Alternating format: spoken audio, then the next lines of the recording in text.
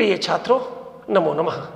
बच्चों, आज हम 10वीं कक्षा संस्कृत सामान्य की दूरवा पुस्तक से षोडश पाठ पढ़ने जा रहे हैं। षोडश अर्थात पाठ 16। इसका शीर्षक ब्रह्मवादिनी मैत्रेयी है। हम सभी जानते हैं कि ब्रह्म को जानने वाली अर्थात ब्रह्मवादिनी मैत्रेयी ऋषि याज्ञवल्क्य की पत्नी थी। तो सर्वप्रथम हम शीर्षक की चर्चा करेंगे। ब्रह्मवादिनी किसे कहते हैं? ब्रह्मवादिनी दो शब्दों को मिलाकर बना है। ब्रह्म धन वादिनी इति, अर्थात ब्रह्म का जो ज्ञान ले, ब्रह्म को जो जाने, उसे ब्रह्मवादिनी कहते हैं। जो आत्मा और परमात्मा के संबंध को जाने, उसे ब्रह्मवादिनी कहते हैं। तो उस समय में मूर्धन्य विदुषियों में एक मैत्रेयी का नाम आता है, जो ऋषि याज्ञवल्क्य की पत्नी थी। अब हम पाठ के संदर्भ में आगे पढ़ेंगे और ये जानने की कोशिश करेंगे कि इस पाठ में उनके बारे में क्या बताया गया है। तो प्राचीन कालादेव स्त्रीणाम लोके च सम्मान विद्यते, अर्थात प्राचीन काल में ही स्त्रियों का आदर, स्त्रियों का सम्मान सर्वत्र होता था। वे न केवल वेद पढ़ती थी, बल्कि वो उसे पढ़ाती भी थी। वैदिक काले न तो अपि वेद पाठयति अपितु पाठयते स्म। तो उस समय में वो दोनों का ज्ञान प्राप्त करती थी। वो पढ़ती भी थी और उसे पढ़ाती भी थी। परंतु बाद के वर्षों में विदेशी आक्रमण के काल में उनका वैदिक अध्ययन रुक गया, स्त्री शिक्षा का मार्ग अवरुद्ध हो गया और वो पुस्तकों से, किताबों से दूर हो गई। परंतु अगर हम उपनिषद काल की बात करें, उपनिषद काले स्त्री शिक्षा उच्च स्तरम आसीत। वो स्त्री शिक्षा बहुत ऊंची थी। तासाम वेदाध्ययन अपि कुर्वन्ति स्म। जैसा कि मैंने अभी आपको बताया कि मध्यकाल में स्त्री शिक्षा की स्थिति शोचनीय थी, परंतु प्राचीन काल में उनको वैदिक शिक्षा का ज्ञान अत्यधिक प्राप्त होता था। बाद के वर्षों में स्त्री शिक्षा का मार्ग अवरुद्ध हो गया। प्राचीन काल में उनकी दशा उत्तम थी। नारियां न सिर्फ पढ़ा करती थी, बल्कि पढ़ाया भी करती थी। मैत्रेयी एक ऐसी नारी थी जो स्त्री शिक्षा की प्रबल समर्थक थी, जिन्होंने न सिर्फ वेदों का अध्ययन किया, वेदों का ज्ञान प्राप्त किया, बल्कि मैत्रेयी न केवल तापसी स्त्री थी, बल्कि वो एक अध्यापिका भी थी, ब्रह्मवादिनी भी थी। तो इस पाठ में हम उन्हीं के संदर्भ में पढ़ेंगे, उन्हीं के संदर्भ में ज्ञान प्राप्त करेंगे। भारतीय शास्त्रों में लिखित है कि यस् नार्यास्त्र पूज्यन्ते रम्यन्ते तत्र देवता यत्र नार्यास्तु न पूज्यन्ते सर्वस्त्रया फलाग्र्यम्। अर्थात जहाँ नारियों की पूजा होती है, नारियों का सम्मान होता है, वहाँ देवताओं का वास होता है। और जहाँ नारियों की पूजा नहीं होती, जहाँ नारियों का सम्मान नहीं होता, वहाँ सारे प्रयास बेकार होते हैं, सारा प्रयास असफल जाता है। जैसा कि मैं बता रहा था कि जहाँ नारियों का सम्मान होता है, नारियों का आदर होता है, वहाँ देवताओं का वास होता है, वहाँ देवता स्वयं निवास करते हैं। परंतु ये शाम अपमान्यते स्म, जहाँ उनका अपमान होता है, वहाँ सारे तत्र सर्वाणी फलानि निष्फला भवन्ति, वहाँ सारे फल निष्फल होते हैं, सारे फल बेकार होते हैं। और इन्हीं बात को हमारे प्राचीन काल के ऋषियों ने, मुनियों ने देखा, समझा, सही अध्ययन का नारियों का अवसर दिया। यही कारण है कि हमारा भारत एक महान राष्ट्र कहलाता था और हम विश्व गुरु कहलाते थे। भारते वैदिक काले उपनिषद काले चो नारी शिक्षिता आसीत, अर्थात हमारे भारत में वैदिक काल में, उपनिषद काल में नारियां शिक्षित होती थी। सा न केवलम अध्ययनम अपितु सूक्त रचना अपि करोति स्म। वो न केवल अध्ययन करती थी, अध्यापन करती थी, बल्कि वैदिक सूक्तों की रचना भी करती थी। वैदिक काले अपाला, घोषा, विश्ववारा, मैत्रेयी एतादृश्य ब्रह्मवादिन्या आसन। और यही कारण है कि वैदिक काल में बहुत सी ब्रह्मवादिनियां हुई थी। ऊपर मैं आपको ब्रह्मवादिनी शब्द की चर्चा कर चुका हूं। और वैदिक काल में मैत्रेयी के अलावे अपाला, घोषा, विश्ववारा जैसी ब्रह्मवादिनियां थी। उपनिषद काले था जीवन विषयक जगत विषयकम ज्ञानम अधिगंतुम इच्छन्ति स्म। उपनिषद काल में ये सभी महिलाएं अपने जीवन के विषय में, संसार के विषय में जानने की इच्छा रखती थी और उसके विषय में अध्ययन करती थी। उपनिषद काले वेदाध्ययन कृते तासाम उपनयन संस्कारम अपि क्रियते स्म। तो उपनिषद काल में वेदाध्ययन करते समय उनका उपनयन संस्कार होता था। अब उपनयन संस्कार क्या होता है? आज भी ब्राह्मण वर्णों में, बाकी लोगों में उपनयन या अर्थात यज्ञोपवीत का संस्कार किया जाता है।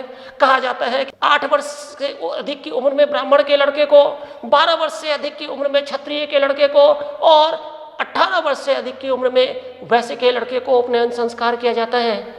परंतु आपको ये जानकर आश्चर्य होगा कि वैदिक काल में, उपनिषद काल में जब महिलाएं वेदाध्ययन करती थी तो उनका भी उपनयन संस्कार होता था। एक मंत्र वर्णित है, पुरा कल्पेतु नारीणाम मौजी बंधन निश्यते, अर्थात पुराने काल में नारियों को मौजी बंधन अर्थात उपनयन किया जाता था।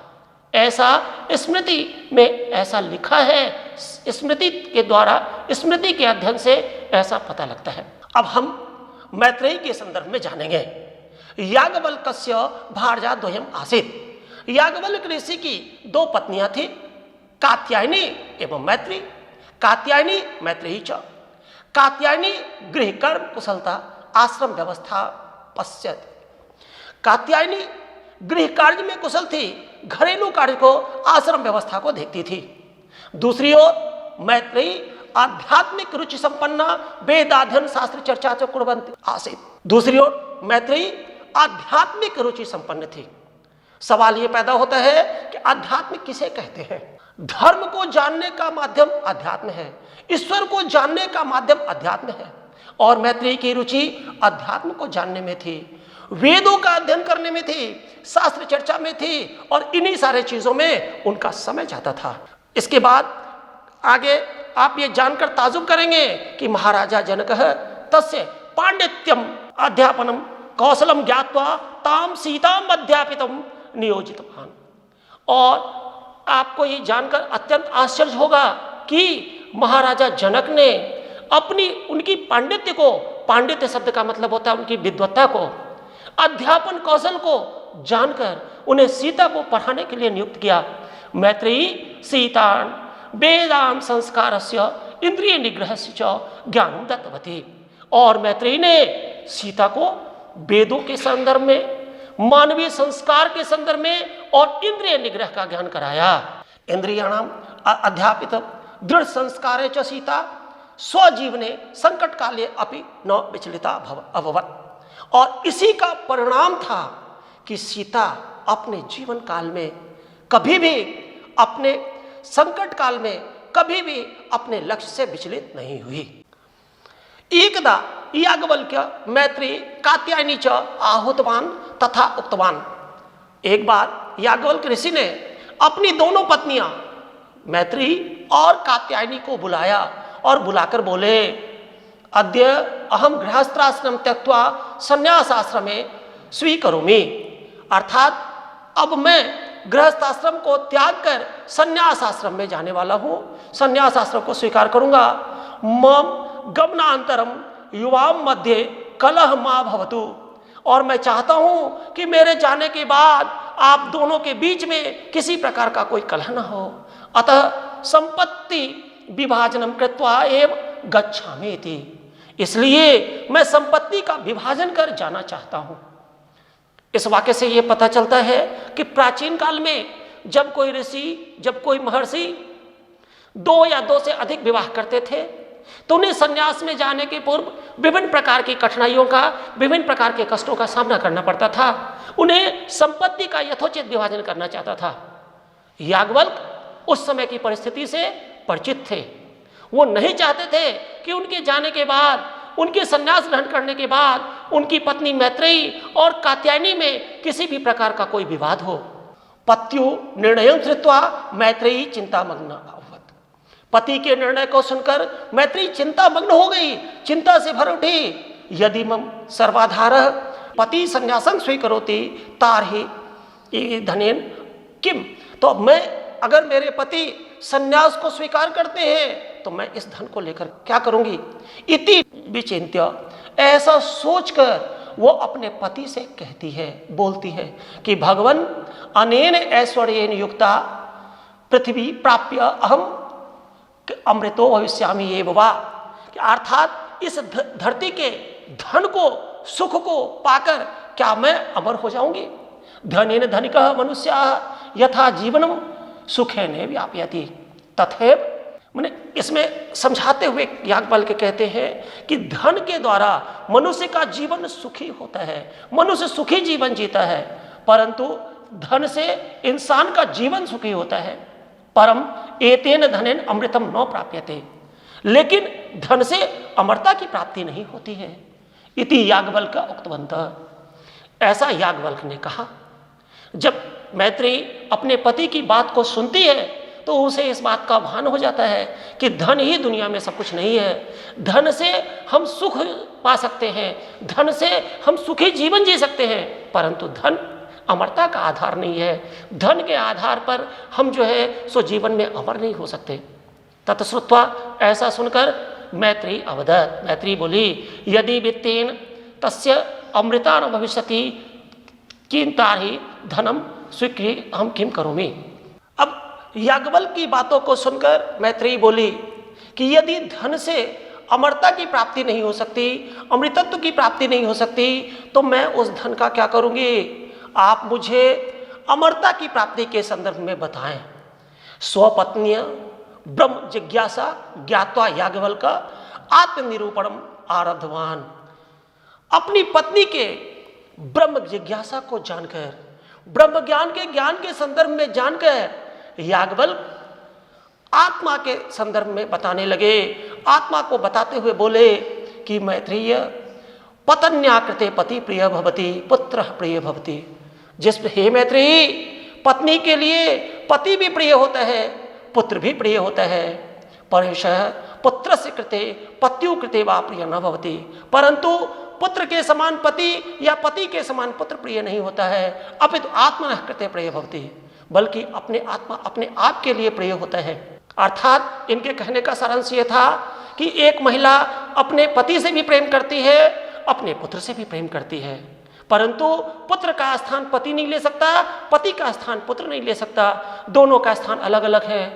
इसी प्रकार से मनुष्य भी आत्मनः कृते प्रिय भवति, अपने आप के लिए जैसे प्रिय होता है, तथैव धनम प्रिय भवति, धन भी प्रिय होता है।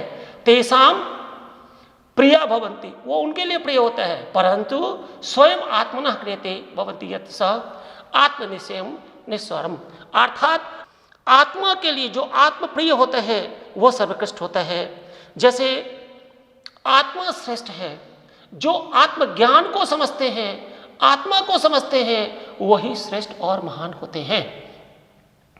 वो आगे समझाते हुए कहते हैं कि आत्मा को ही जानना, क्योंकि आत्मा जब तक शरीर में होती है तभी तक लोग कहते हैं स एक ब्राह्मण, स एक क्षत्रिय, तुम क्षत्रिय, तुम ब्राह्मण। अर्थात जब तक आत्मा शरीर के अंदर है तब तक व्यक्ति की अलग अलग पहचान है, वो ब्राह्मण है, वो क्षत्रिय है, इस प्रकार की पहचान है।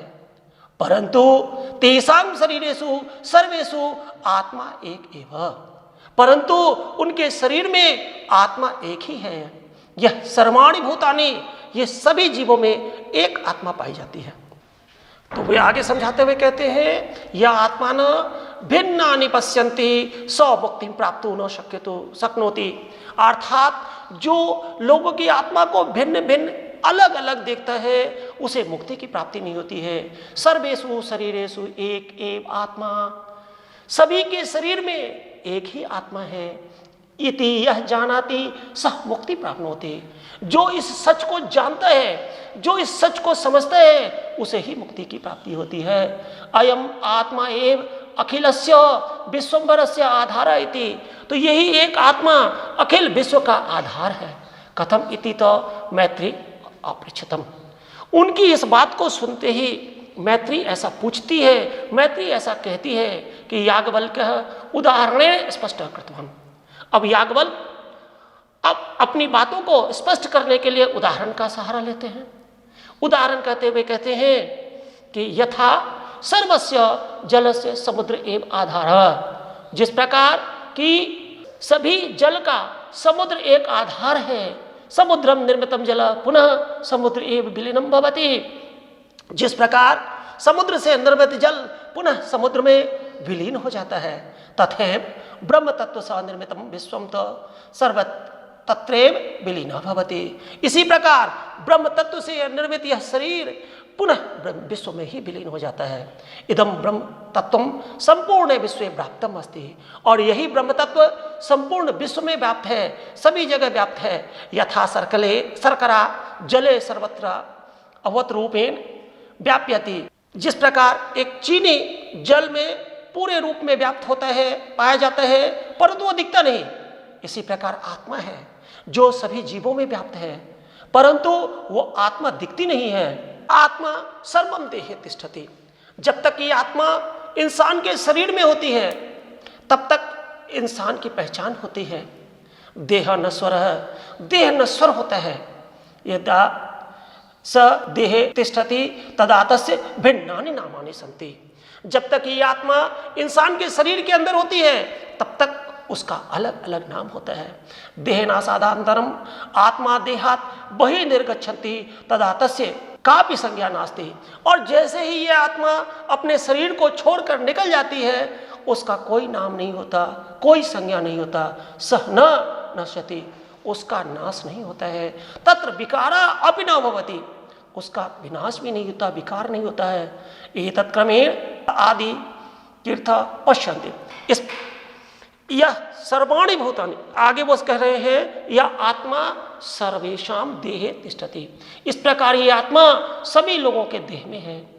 यदा तस्य ज्ञानम भवन्ति तदा सत्व विदित भवति अमृतत्व च प्राप्नोति।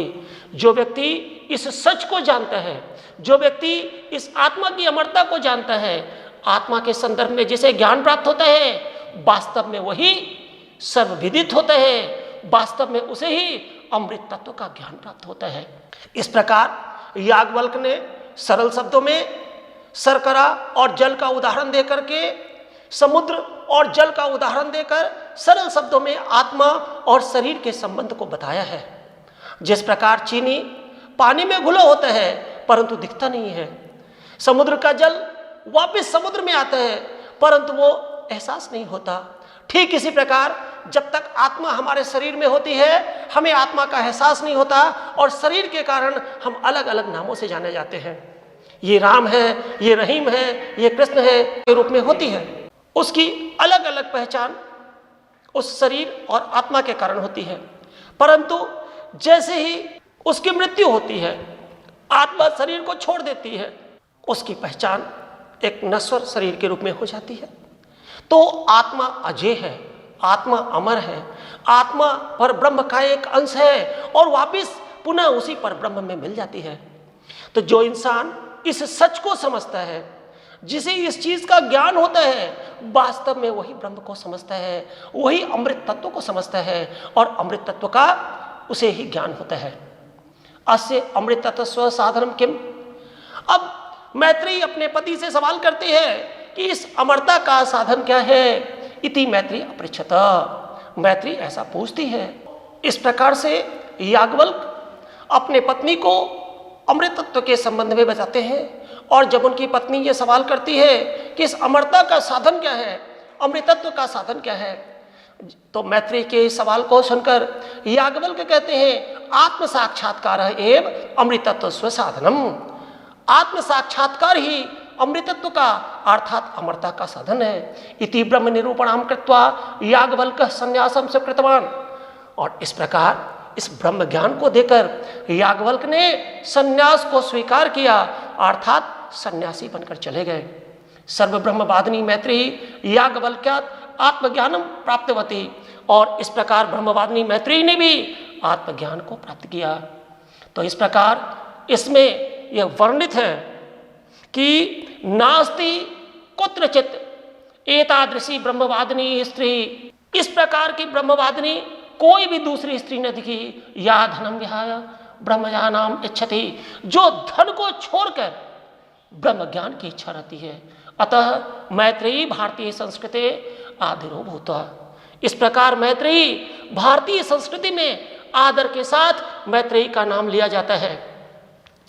तो मेरे बच्चों, आपने इस पाठ में देखा कि किस प्रकार वैदिक काल में एक नारी आत्मज्ञान के लिए धन और ऐश्वर्य के सुख को ठुकरा देती है।